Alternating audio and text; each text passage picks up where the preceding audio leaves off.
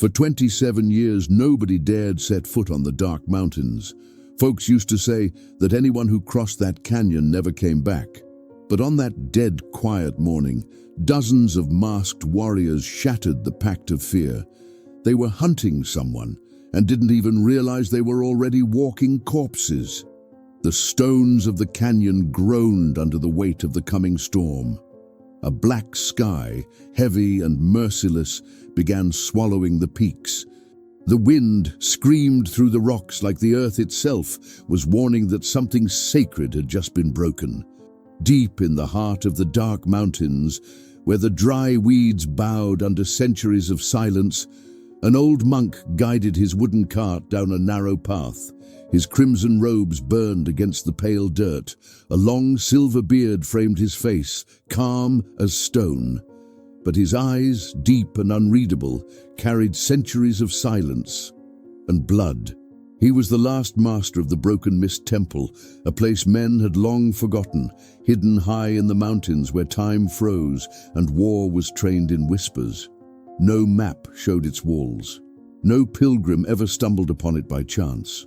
But that morning, something cracked the veil of the unseen. A dull thud echoed through the canyon, then another, and another. When the old man stopped his cart and looked back, dust was rising, announcing the intruders. They came running in formation, black shadows against the stone. Dozens of warriors in dark robes, faces covered with cloth masks, bare feet pounding the earth, hands gripping long polished staves that gleamed even in the stormlight. Their eyes burned with the fire of a mission, capture or kill the old monk. But they had no idea what they were chasing. The monk didn't quicken his pace. His hands on the reins were steady. The horse breathed deep but stayed calm, as if it too understood that this moment had always been written.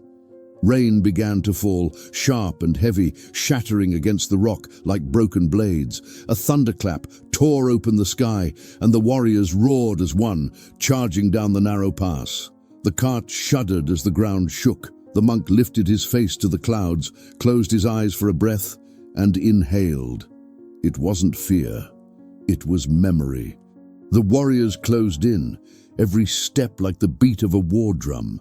They were close enough to smell the wet leather of the harness. Some raised their staves, ready to leap onto the cart. That's when the old man finally moved. His gaze, once serene, turned sharp as steel. He dropped the reins and slipped from his robe a thin black staff. Plain to the eye, but in his hands it was lightning. The storm broke loose at full force, wind howling through the cliffs. The first warrior lunged onto the cart, and the truth came crashing down. The old man wasn't running. He was the trap. His staff moved too fast to follow. One crack, one snap of bone. The invader hit the mud dead before he knew what killed him. The monk spun with otherworldly grace, sidestepping a second strike. The cart groaned as he flipped back, disarming another with nothing more than a tap to the wrist. The man's weapon spun away and stuck in the canyon wall like a spear.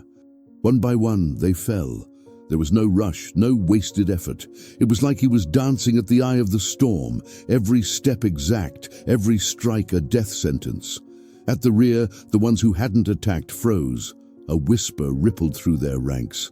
He wasn't just a monk, he wasn't just a man.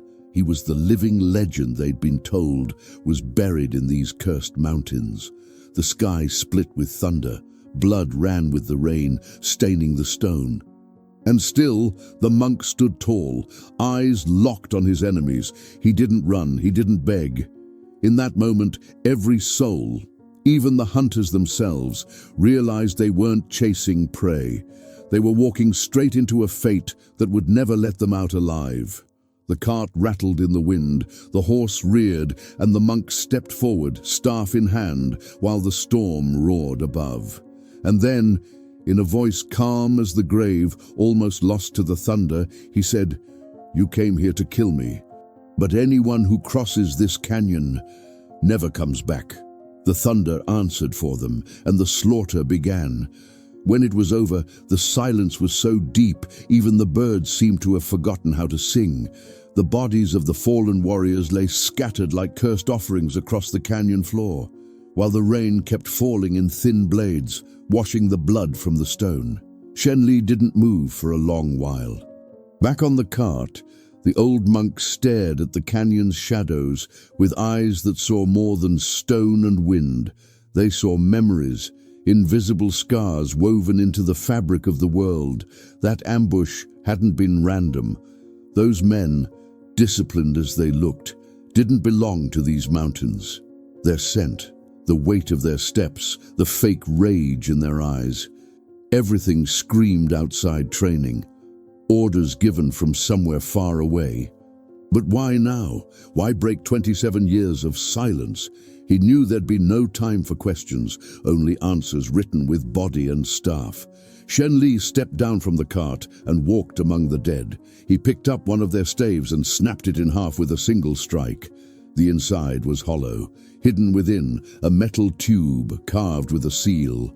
An old name, one that should never be spoken aloud in the dark mountains. Kugan-ji. The moment the name echoed in his mind, Shen Li felt the world shrink around him. Even the wind refused to blow.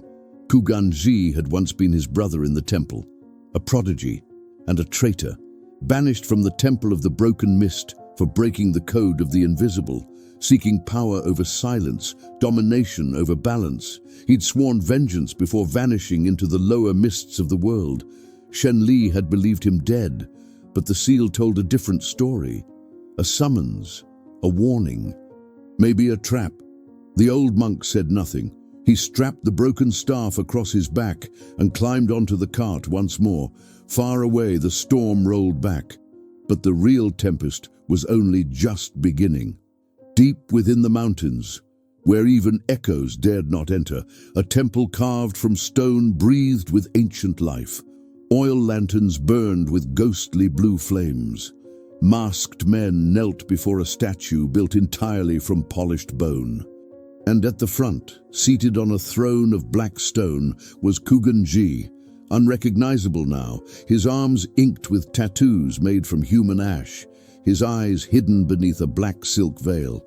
"He's awake," he whispered. A disciple bowed his head. "The old man of the cart. His name is Shen Li, and he owes me a temple, a past, and blood." The throne shivered as Kugan rose, his movements gliding as if he floated across the floor. A golden staff was placed into his hands. "Open the dark gorge. He must enter." "But master, that path has been sealed for centuries." Kugan-ji smiled. "Then let him feel what it means to walk through a hell carved from fear itself." At the mountain's crest, Shen Li halted the cart before an ancient stone marker, half buried beneath centuries of dust. Carved into its surface was a symbol only the trained eye could recognize, a circle split down the middle by a crack, the symbol of the broken, the mark of a sacred and cursed path, the dark gorge. It was said only one monk had ever crossed it and returned. That monk was Shen Li. He stepped off the cart. The horse refused to move forward. The birds went silent. Time itself seemed to hold its breath. Shen Li pulled his hood over his head, planted his feet in the mud, and stepped into the fissure as if stepping into his own soul. Behind him, the cart remained still, unmoving, as if it too knew this road might not allow a return. The dark gorge was a wound in the mountain's flesh, a stone corridor wedged between towering cliffs that nearly kissed at the top, choking off the sky. Light was scarce. No wind entered. Only the echo of one's own footsteps kept the traveler company. Shen Li had no choice. If he wished to reach the plateau where Kugan-ji waited, and where a choice had to be made, he would have to cross the path that, for centuries, served as the final trial of the temple's disciples. Most failed. Others went mad. Not because of spells, but because of exhaustion, hunger, thirst, and fear. The gorge wasn't cursed, it was designed to kill. At the very first bends, the ground gave way. An old landslide had turned the solid floor into a jagged bed of broken rock and razor shards. Shen Li descended carefully, staff testing the soil. Each step risked a twisted ankle, or worse, a plunge into the dark. The canyon walls pressed tighter with every stretch, forcing him sideways in places, his staff strapped across his back. Then came the tunnels. These weren't natural caverns. They'd been carved by monks generations ago. Inside, darkness was absolute. Shenli lit a small oil stick tied to his robe. The flame was faint, but enough to reveal the architecture, symbols etched into the walls, old meditation chambers, and the marks of past battles, scratches, dried blood, rusted nails driven into stone. They weren't just physical traces, they were scars left by those who had tried to pass and failed. In the third tunnel, Shenli heard something that froze the air in his lungs. Footsteps, not his, others. Two men emerged from the blackness, armed with short machetes and chest lamps strapped to their vests. Red cloths covered their faces.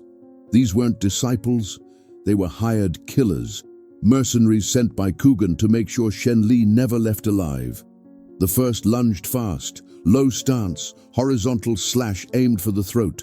Shenli blocked with his forearm, twisted the man's wrist, and used the momentum to drop him flat with a sharp hip turn. The second hesitated for just an instant. Enough. The monk's staff cracked the air, striking his exposed knee. The sound of bone snapping echoed through the tunnel like a warning. Both men hit the ground, groaning. Shenli didn't kill them. He left them behind, weaponless, pride broken, with no chance of following him further. When he stepped out of the tunnel, the air grew lighter, but the path was no longer solid. A whole stretch of the gorge had been blown apart by controlled charges. Another move by Kugan, forcing Shenli onto a makeshift crossing of planks and chains strung between the canyon walls. A crude bridge swayed in the wind, damp wood, rusted iron. One slip and the abyss would swallow him. Shenli closed his eyes for a breath, felt his pulse, drew in air deep and steady, and crossed. Every step was the sound of death, ropes straining, wood groaning, but he made it across. On the other side, a ruined altar marked the end of the path, once a resting place for monks, now looted, burned, abandoned. Above him a new sound. Drums, not ceremonial, military, a dry, relentless rhythm rolling down from above. Shenli turned slowly. At the crest, framed between two stone pillars, stood Kugan-ji, his face half hidden beneath a grey mantle. At his side, rows of men, not monks, but soldiers, trained, armed, waiting for a command. Shenli climbed the final trail, silent but steady. At the last stone, he stood before the man he once called brother. Kugan raised his hand. The drums ceased. "You still know how to cross the path, old friend. And you still know how to poison it," Shenli answered. Kugan smiled, but his eyes stayed cold. "The crossing was necessary, to see if the man who beat me 20 years ago still exists. You don't care if I've changed. You want to know if you can finally kill me." Silence. "Then come," Shenli said. "If it ends here, let it end among stone, not among lies." But Kugan stepped back. "Not yet. Soon," and turned his back. Behind him, the soldiers cleared the way. The war hadn't started, but the last chance to stop it ended there. The trail beyond the gorge opened into an old clearing high on the ridge, once a shelter for training monks. Now, Shenli walked through ruins. Pillars of a secondary temple shattered. Only scorched stones, rotting beams, and scattered bones remained. What drew his eye wasn't the silence, but the traces of recent military use: camo tarps, supply crates, boot tracks, and scorch marks from explosives. Someone had been here and left in a hurry. Shenli crouched, picked up a shard of plastic with modern markings, a numeric code and a raised insignia stitched into it. A seal used by foreign mercenaries, the kind of private units that operated outside the law in war zones. Kugan hadn't just built his own army, he was bringing in soldiers from beyond the mountains. Miles away, in a subterranean network of tunnels dug beneath one of the steepest cliffs, Xia Ren watched her younger fighters train with staves and short blades. Once a disciple of the temple, now commander of a small band of survivors, she had stayed hidden from the war for nearly 2 decades, until she felt the gorge itself tremble. And she knew exactly what that meant. Coogan brought him back, she told her second-in-command. The Carriage monk? Yes, Shen Li. Xiaren wasn't driven by nostalgia, nor by honor. She was practical, disciplined. She had watched friends and brothers die for ideologies too old to save anyone. But if Shen Li had crossed the gorge, it meant 2 things. Coogan was ready to strike, and Shen Li was ready to stop him. She made her decision fast. Get the men ready. We'll reach the stone plateau before nightfall. If they clash, I want to be close. Meanwhile, in the heart of his base, Kuganji was preparing the battlefield. He wasted no time on symbolism. Tents were raised, weapons distributed, maps spread across stone tables. The tunnels beneath the mountains were being carved into attack and escape routes, while motion sensors were set into natural passages, not to keep outsiders out, but to hunt the last surviving monks still hiding. Coogan was in a hurry. He knew Shen Li was coming, and he knew words would never turn him. He still believes honor and silence are enough, Coogan muttered, while his chief engineer rigged up a crude signal jammer. But the men who come after me won't bow to silence. They'll take this mountain with concrete, steel, and fire. A soldier stepped up with a report. We found a camp in the north tunnels, small, scattered. Xiaren. Most likely. Coogan nodded. Don't engage. Not yet. Let them come. When she and Shen Li meet, the choice will be theirs. By late afternoon, Shen Li stood on a high rock overlooking the valley.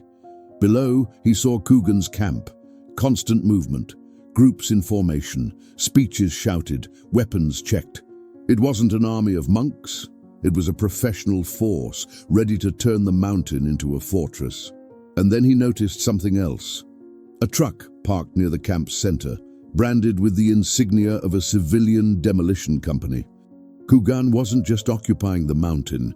He meant to blow it open, tear its tunnels apart, expose the temples, break the ancient seals, not to protect, to dominate. Shen Li slipped down into a side fissure and made camp there, alone, with little food, little water, and time bleeding away. That night, he heard soft footsteps on the northern slope. It was Xiaren with 3 disciples. She stopped before him without ceremony. I saw what he's doing. Shen Li nodded. Then you know he doesn't want to preserve anything. He wants to rule. She studied him for a long time, then said, I came because I don't trust anyone anymore. But if you fight, I'll fight with you. Shen Li looked at the mountain, lit by Coogan's torches, and said only, Tomorrow he strikes first. This is the last night of peace on this mountain. Far across the valley, Coogan rose before his men. They'll come together, just as I planned. And that's why we're already in place. The army spread out, armed, silent, lethal, the entire mountain rigged as an invisible battlefield. Morning mist wrapped the ridges in a thick shroud. Even the wind refused to cut through. Shen Li and Xiaren crouched among the rocks, watching the first movements of Coogan's camp. His men climbed into strategic positions with excavation gear, crates of explosives, recon drones. They weren't preparing anymore. They were starting the operation. He's going to blow the stone path. He wants to bury the old tunnels, Xiaren whispered, and seal the escape routes, Shen Li added. He'll slaughter the monks still hiding without ever facing them. Shen Li closed his eyes for a moment, drew in a long breath. Then we go. Now. The strike was silent. They slipped down the side cliffs, sneaking through a narrow path only Temple-born knew. Coogan's men were focused on the front line, where they thought Shen Li would appear. Instead, he came from behind. Xiaren's blade dropped the first guard. Shen Li's staff cracked against another's neck, dropping him cold. In seconds, they were inside one of the main tents, the detonation command post. Inside, they found the full plans. Demolition routes marked with surgical precision. Logistics signed off by a third-party company. contracted by a foreign investor. Project name Zeta Core, Subterranean Research Facility. This isn't about territory, Xiaren said, flipping through the papers. It's about what's buried here. But Shenli found something worse, a list of names, a sheet marked in red ink, former monks, scattered, hiding, all identified, all marked for execution. He hunted every one of us, Xiaren whispered. With help from someone inside, Shenli muttered. They didn't have time to process. Outside, the drums stopped, and then the earth shook. An explosion, not at the front. Behind them, the gorge, the entrance to the original temple. Buried. Shenli rushed to the cliff's edge. Smoke rose into the sky like a muted scream. The access he had sworn to protect, erased with a single command. He did it to cut us off from our origin, Shenli said, face hard. No, Xiaren answered. He did it to force our hand. At his camp, Kugan stood with his hands behind his back, watching the glow of the blast. Now he has nowhere left to run. His second-in-command, an ex-soldier known only as Marrow, stepped forward. The sensors tripped. They're inside. Shenli, Xiaren, 3 disciples with her. Kugan nodded. Let them move toward the center. When they're surrounded, lock down the terrain and burn it all. Marrow hesitated. And the documents? They don't matter anymore. They know. Now, what matters is that they don't leave alive. On the slopes, as Shenli and Xiaren tried to fall back and warn the other monks, a new sound ripped across the rock. Shouts, gunfire. The terrain had been sealed. Auto fences snapped shut. Proximity mines armed. Kugan's camp was no longer just a base. It was a massive tactical trap, but the worst blow was yet to come. While fleeing, Shenli ducked into a side tent looking for supplies and found a body under a grey sheet. He pulled the cloth away. It was one of the temple's missing disciples, Liu Fen, recognizable, dead, not from a bullet, a clean cut to the throat, and clutched in his hand the temple's seal. He was captured, Xiaren said when she saw him. No, Shenli replied. He was left here. Shenli scanned the area. This isn't an assault base, it's a stage. He set all this up for me. A loudspeaker clicked on. Kugan's voice, calm and clear, filled the slopes. Brother, you came here thinking you're fighting to save something. Look around, see what's left. Now tell me, what do you still believe is worth protecting? Silence swallowed the hills. Shenli didn't answer. He didn't need to. He turned to Xiaren. The war has begun. But what he still doesn't know is that I didn't come to beat him. I came to end him. And in the mountain dark, the first silhouettes of surviving monks began to appear among the rocks. Improvised weapons, set faces, absolute silence. The temple had started to breathe again, and Kugan-ji had made a mistake. Smoke still hung in the air like a choking veil. The canyon rocks were still warm to the touch. Bodies were still being pulled from the rubble. The original temple had been sealed, maybe forever. Xiaren knelt before what remained of the entrance, a pile of stones blocking the ancient way. She didn't cry. Her fists were clenched until blood ran from her palms from holding them too long. Shenli stood behind her, studying the ground. You think he expected us to give up? She asked. No, Shenli said. He expected us to die in there. The attack hadn't killed them all, but it made one thing clear. There was no longer time for bargaining. They were at war. Around the plateau, survivors began to regroup. Xiaren's band, once just 7 monks, had swelled to 24, many drawn out by tremors or the signs in the sky. They weren't soldiers, martial artists, blacksmiths, shepherds, children of slain monks, but they all bore the same invisible scar. And Shenli, he'd become the bridge between those broken worlds, the silent monk who'd returned from the crossing. He wants us divided, Xiaren said, pointing toward Kugan's distant camp. Then we unite. With what? Staves, knives against grenades. Shenli walked to a rock, and scored the dirt with the tip of his staff. He drew a circle, then 3 lines cutting into it from the outside. The upper trails, they're still open. He thinks he closed every route, but he forgot the evacuation paths we used as apprentices. Xiaren stepped closer. Those paths are impassable. Landslides, traps, and that's exactly why he won't expect us there. Back at Coogan's camp, the response was immediate and brutal. One of the demolition engineers had vanished. Another was found dead, a knife in his throat. A clear message. Shen Li was striking from the shadows. Coogan paced inside his tent, maps scattered, reports feeding in live. They slipped away, Marrow reported. Not luck, memory. Coogan stopped and stared at the mountain. For the first time, he hesitated. Thinking he'd come head-on was my mistake. Now he knows how we think. Marrow cut in. They're regrouping. If we don't act now, they'll counterattack where we're weakest. Where? Here. That night the plan was drawn. Shen Li split the surviving monks into 3 mobile teams. Sabotage. 2 operatives to slip in and disable sensors and mines. Surveillance. Lookouts placed on high ground to track movement and patrol rotations. Intervention.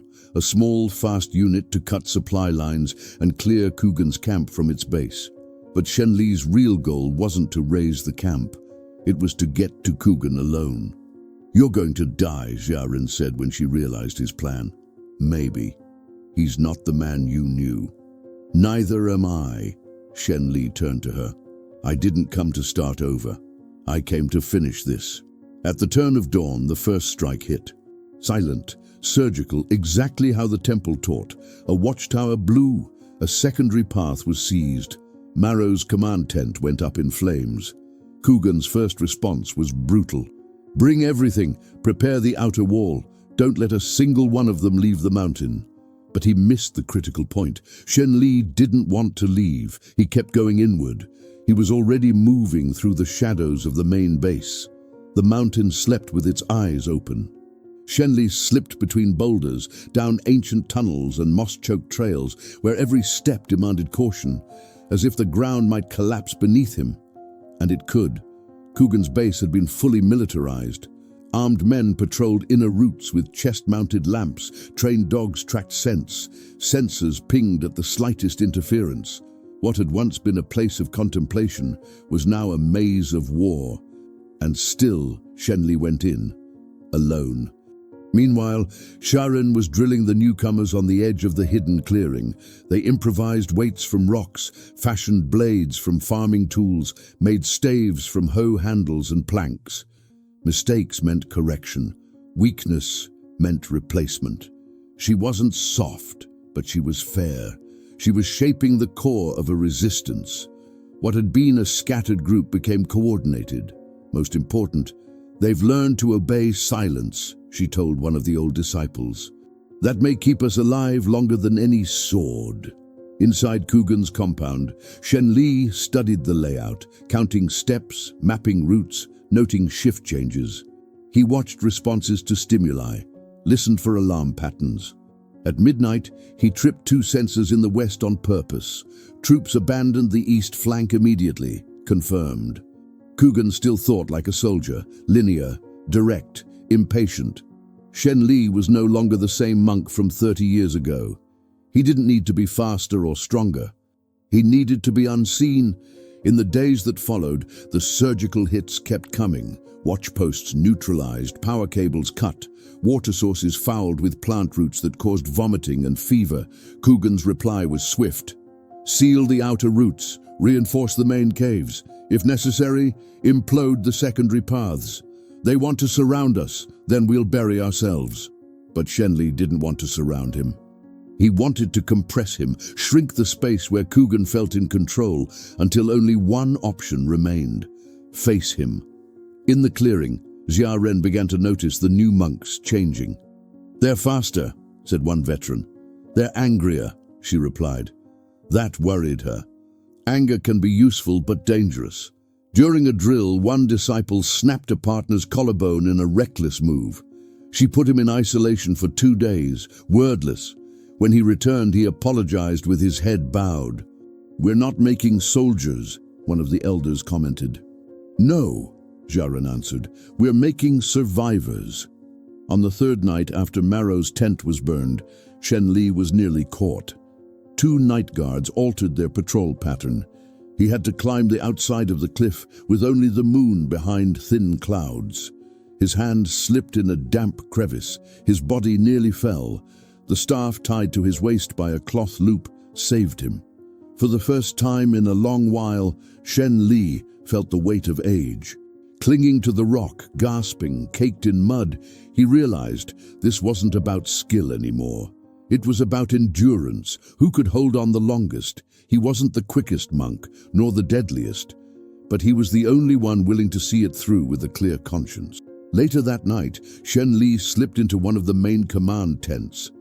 He found a document naming Xiaoren and marking the clearing's coordinates, targeted for aerial destruction. Kugan had already called in outside contacts. In 48 hours, the clearing would be strafed by an armed drone. It would be over unless they acted now. Shen Li returned to the clearing before dawn. His robes torn, his left arm bleeding, but he did not hesitate. "We've got 2 days. After that, nothing will be left here." Xiaoren understood without hearing the whole plan. "We're not running. No, we're going to pull them into the core, make Kugan use everything he's got, and while he's busy smashing a phantom attack, I'll be inside. With him." For the first time, Shen Li gathered all the survivors in a circle. He looked each one in the eye. "I'm not asking you to follow me. I'm asking you to follow what you believed before you were hunted. The temple is not a place. It's what you choose to do when everything is stacked against you." Silence. Then Xiaoren spoke. "Then let's do it. For us. For the ones who aren't here, and for those yet to come." The next morning, the monks descended from the clearing. Not as fugitives, but as an invisible army. Meanwhile, Kugan watched the movement through his cameras. "They're moving," he said. Marrow asked, "Should we strike?" Kugan shook his head. "No, let them come. That's exactly what I wanted." And he smiled, not realizing that in that very moment Shen Li was already inside his base, and he wasn't alone anymore. The ground itself trembled before the first step was taken. From afar, the movements were clear. Kuganji's camp braced for invasion. Troops reinforced inner corridors, traps rearmed, explosives planted at strategic points. The entire base had become a subterranean fortress, but Kugan wanted more. "Marrow," he said, staring at the core of the base on the monitor. "When they start climbing, activate Protocol 0. All tunnels, all. Burn every entrance. If any of them survive, let them die underground." On the other side of the mountain, Shen Li stood atop a stone ridge, watching the winds shift. The monks were ready, dirty, exhausted, armed with whatever they had managed to improvise, but alive and willing to fall fighting. Xiaoren gathered the main group in a simple formation: 2 flanking attacks, 1 infiltration squad, and a small distraction unit. "Our goal isn't to defeat his army, it's to drain his camp, to open a path for Shen Li to reach Kugan." She scanned the faces around her. "If we manage that, we've already won." Before leaving, Shen Li chose only 3 men. The most experienced, one of them, Wei Tan, had been a temple guard during the original massacre. "You owe me nothing," Shen Li told him. Wei only nodded.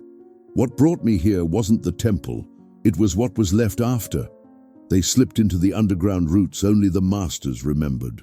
Forgotten tunnels under cracked stone, paths winding beneath abandoned storerooms and buried halls. Inside, Shen Li ran his hand along the walls as though walking through a dying body. "He burned everything," Wei Tan answered, "but not who we are." On the surface, the clearing's first strike began with a false fire. Kugan's men rushed to contain the blaze, only to find their flank taken by monks wielding staves and hidden knives.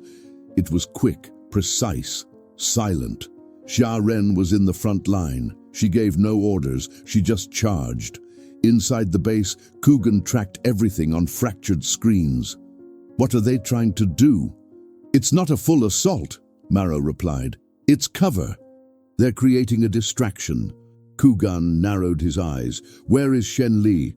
Silence. "Find him. Now." In the lower tunnels, Shen Li and his 3 allies moved through the foundation of the base. The walls were modern, reinforced with steel, so different from the living rock of the mountains. Walking there was like moving between 2 worlds, the old and the corrupted. They disabled a secondary generator, plunging parts of the surveillance wing into blackout. Cameras dead, doors sealed. Maro received the alert. "Intrusion in the tech sector, level 4. Kugan didn't hesitate. "Send the wall platoon and bring the explosives." Outside, the war had truly begun. The camp was burning, defenses buckling, but Kugan kept his grip. He knew Shen Li was coming, and he wanted him to come.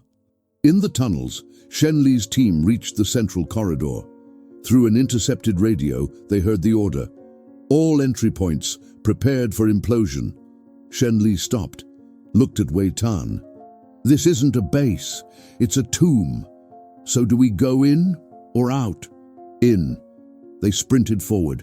Behind them, the tunnels shook. A charge detonated in the west access. Heat, dust, smoke, roaring through the dark. "No way back," Wei shouted, but Shen Li never looked behind. He didn't need to. Above, Xiaren and her monks pulled back, taking with them 2 prisoners, a data terminal, and a thermal map of the base, which revealed something unexpected. A wing not on the records, completely isolated. Minimal activity, a single figure in constant watch. Xiaren didn't have to ask. Kugan. She lifted her eyes to the darkening sky. Night was falling. Time was running out. At the entrance to the isolated wing, Shen Li stopped before a reinforced steel door. Wei Tan, gasping, dropped to his knees. "Is this it?" Shen Li drew a deep breath. "This is it." On the other side, Kugan was already waiting. No guards, no turrets, only him and a table between the 2.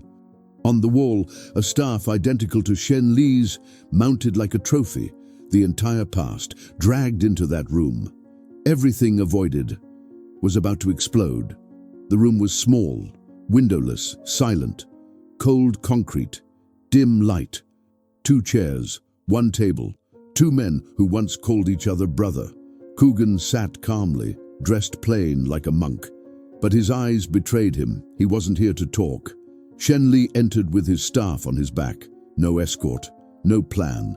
The war raged above them, but the real battle was here. "You came armed," Kugan said. "You came with 30 men and an army. Precaution." "Cowardice." Kugan smirked. "You still talk like you're pure, as if your hands aren't stained. The blood I spilled was never for profit." Silence. Kugan rose slowly, walked to the wall, took the temple's old staff from its mount. "Do you remember the last time we fought? You lost, but my name lived. Yours became silence." Shen Li didn't answer. His hand was already tight on his staff. They locked eyes, and in a heartbeat, the room exploded into motion. The first strike came from Kugan, fast, precise, aimed at Shen Li's knee. The old monk twisted aside, spinning a counter in a sweeping arc that forced Kugan back. They knew each other too well. Every move, every breath. It wasn't a fight. It was an old score played like a furious symphony. The walls shook with each blow. Wood cracked against concrete, flesh against flesh. Neither spoke. Words had died years ago. Above, Xiaren and the monks clashed with the second wave. Maro led the mercenaries. Explosions rocked the base, but Xiaren had the thermal map. She knew Shen Li was inside the isolated wing, and she knew if they wasted time outside, he would die alone. "Fall back to the north ridge, draw their focus, take the eyes off him." In the concrete room, Shen Li bled from his arm, Kugan from his face. Neither yielded. Then Kugan shifted the rhythm, made a move that didn't belong to the temple. Shen Li saw it, too late. A military technique, learned far from the mountains, designed to immobilize. You didn't just bring weapons, Shenli realized. You brought outside tricks. Coogan sneered. The temple's dead, Shen. I survived. I became more. Shenli dropped to his knees, clutching his chest. Breath ragged, vision swimming. Coogan raised his staff. You'll die alone, like an old fool clinging to a temple turned to dust. But as he swung down, Shenli moved. With his last strength, he rolled under the strike, yanked Coogan's leg, dragging him down. The staff clattered away. Now it was body to body, fists, knees, elbows. The fight turned raw, ugly, real. Shenli broke Coogan's nose with a punch. Coogan dug his thumb into Shenli's torn shoulder. Both screamed, both bled, both knew only one would walk out. And then the door burst open. Xia Ren. Shen! He glanced at her, just for a second. One. Coogan seized it. Drove a hidden blade into Shenli's side. The old monk staggered, fell to his knees. I told you, Coogan whispered, you'd die alone. But as he rose to finish it, he didn't see Shenli's staff sliding across the floor. Xia Ren caught it. With a single brutal strike, she smashed it against Coogan's temple. Crack. Coogan fell. Unconscious. Maybe dead. Silence. Only ragged breathing. And blood dripping. Shenli lay back, eyes on the ceiling. You shouldn't have come, he whispered weakly. Xia Ren knelt beside him. You shouldn't have come alone. But he needed me. She clasped his hand. You still have time. No, but you do. And now, the temple is you. Far away, sirens wailed. Gunfire stopped. Chaos dimmed, and in the center of the room, Shenli's staff rolled slowly across the concrete, settling between the two fallen men. The war was over, but the price had been paid. 3 days later, rain returned to the dark mountains, not as a storm, but as a cleansing ritual. Slow, relentless, silent, Coogan's base was abandoned, tunnels sealed, his men scattered or captured, the fortress reduced to rubble and memory. Shenli's body was carried up the mountain by the very monks he had saved. No ceremony, no speech, just silence, the way he would have wanted. He was buried between two split rocks, high on the plateau overlooking the gorge. No name, no marker, just a staff planted in the earth beside the mound. Xia Ren sat by the grave for hours. She didn't cry. She no longer knew how, but she felt it in her shoulders, in her clenched hands. When she rose, her face had changed, not with anger, not with grief, with resolve. In the weeks that followed, the surviving monks cleared what they could, reopened passages, raised makeshift shelters, recovered manuscripts from damp soil, not to rebuild the temple, but to preserve what it meant. The temple was never the walls. It was the silence between strikes, the choice not to answer with hate. It was Shenli standing alone against an army. At month's end, Xia Ren gathered them before the rebuilt entrance of a tunnel, and for the first time, she spoke as leader. His name will fade for many, but not for us, because he taught us what no one else would, that fighting is not winning. Fighting is refusing to give in, refusing to be corrupted, refusing to accept the end as inevitable. She paused.